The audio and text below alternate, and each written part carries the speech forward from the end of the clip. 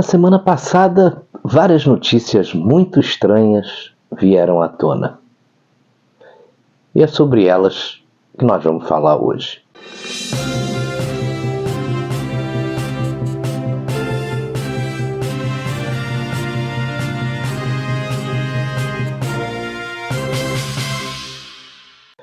Parece que o establishment está começando aí a mostrar sinais de desespero. São 6 notícias que, quando colocadas assim, lado a lado, mostram muito sobre o momento que o Brasil está vivendo. Vamos por partes. Primeira notícia.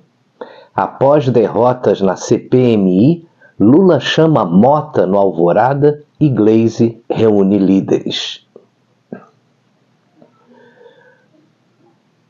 O Lula e a esquerda brasileira levaram aí uma das maiores pancadas no Congresso. Na Câmara, o PT já dava como certa a presidência da CPMI do INSS. Para você ter uma ideia, a Globo já entrevistava o Omar Aziz chamando o senador de presidente. Só que deu tudo errado, né? A oposição levou a presidência e a relatoria da CPMI. Foi aí uma tacada de mestre que surpreendeu toda a esquerda.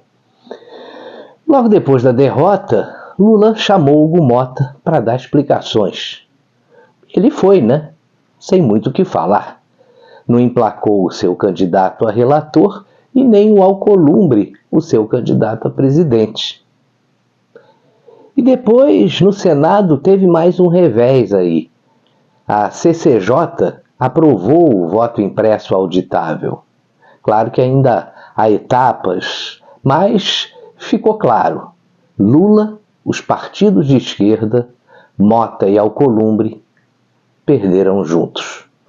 E o recado foi duro, né? Esse alinhamento excessivo com o governo já não está mais funcionando. Segunda notícia. Território do crime. Brasil tem 26% da população vivendo sob regras de facções. Maior índice na América Latina. Um dado alarmante, né? 26% da população brasileira está sob domínio de facções criminosas.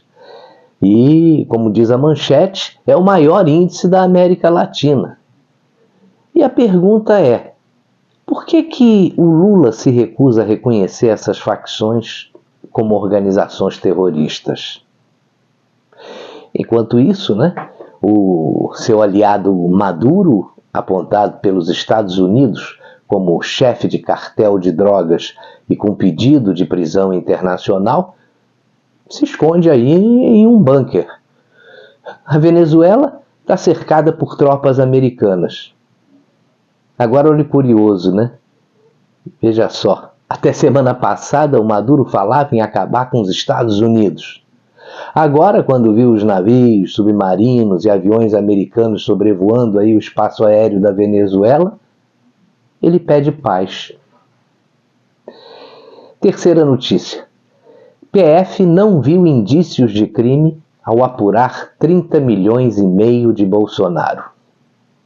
A Polícia Federal não viu indícios de crime nos 30 milhões e meio aí movimentados por Bolsonaro em um ano. Grande parte desse dinheiro veio de doações de 1.200.000 pessoas que sempre o apoiaram, né? E isso aconteceu via Pix. E aí fica aí uma reflexão, né? Quem quer esconder dinheiro vai usar Pix? Quem tem segundas intenções aí transfere dinheiro para a esposa e para o filho no exterior usando meios legais e rastreáveis? Você deve lembrar como era nos tempos dos outros governos do PT, né? Malas de dinheiro, contas ocultas, grana em espécie, Gedel e as malas de dinheiro no apartamento dele lá em Salvador, o Capitão Cueca. Pois é. O problema aqui é, Primeiro, a Polícia Federal vazou a informação e depois investigou. Por quê? Acho que qualquer brasileiro já sabe a resposta. Agora, a quarta notícia. Membros da PGR avaliam que chances de prisão de Bolsonaro antes do julgamento é baixa. E aí existem duas questões. Seria efeito da Lei Magnitsky, que pressiona quem anda violando direitos humanos? Ou seria porque esse último inquérito contra o Bolsonaro, seu filho Eduardo e o pastor Silas Malafaia parece muito mais uma peça de ficção do que qualquer outra coisa, né? E foi escrita por um delegado que já trabalhou para deputado do PT. Quinta notícia. Advogado de Trump é ameaçado após dado vazar em processo de Bolsonaro. O advogado de Donald Trump, naquele caso do Rumble, teve o telefone dele exposto em processo envolvendo Bolsonaro. E o telefone exposto foi o dele, lá de Nova York. Informações que deveriam ser protegidas foram publicadas pelo próprio Supremo Tribunal Federal, junto com dados de outras pessoas, incluindo os do ex-presidente Bolsonaro.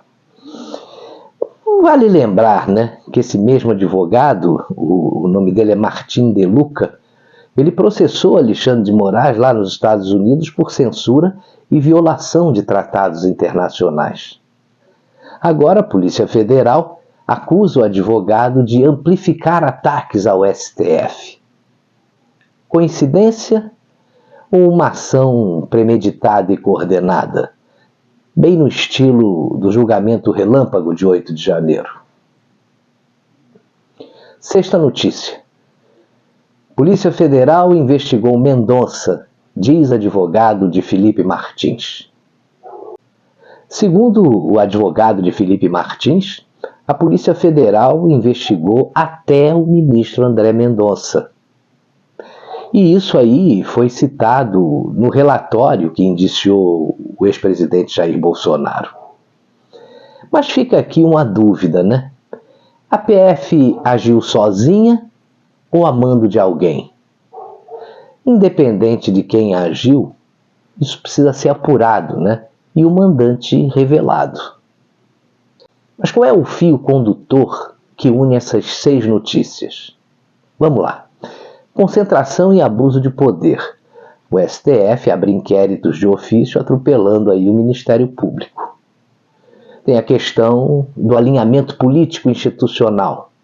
O governo, parte do STF, presidentes da Câmara e do Senado, agindo em sintonia acima dos limites das relações republicanas. Tem o uso seletivo da lei. Opositores são expostos, enquanto os aliados são blindados. Há também a judicialização da política, com a justiça interferindo diretamente no jogo político, né? E nem se discute a insegurança institucional. Até ministro do Supremo, que reage a abusos cometidos pelo tribunal, incluindo aí advogados estrangeiros, acabam expostos por um sistema que perdeu os freios. Bom, se a gente tiver que resumir isso aí, eu digo o seguinte: a lei deixou de ser parâmetro universal, né? Ela virou ferramenta de disputa.